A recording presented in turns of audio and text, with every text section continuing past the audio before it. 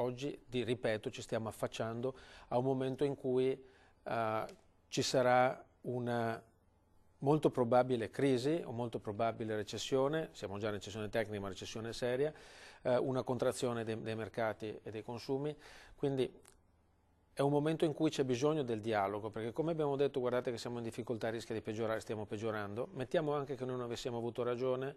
oggi il problema diventa molto più grave, per cui da una parte io consiglio agli imprenditori di crearsi le proprie riserve nell'affrontare il prossimo periodo, perché non si sa da che parte andremo, per cui affrontate il prossimo futuro sapendo che ci potrà essere una contrazione, quindi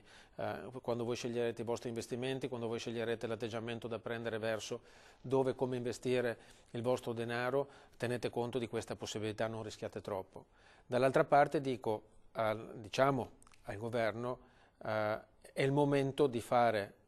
squadra, è il momento di capire come affrontare bene e insieme questo momento. Non pensiamo solo a logiche di brevissimo termine, abbiamo bisogno di prendere il toro per le corna prima che sia troppo tardi. Poi se ci stiamo sbagliando, l'economia va bene, avremo creato extra riserve, lo usiamo, ma non facciamo un mutuo adesso, non facciamo un leasing adesso.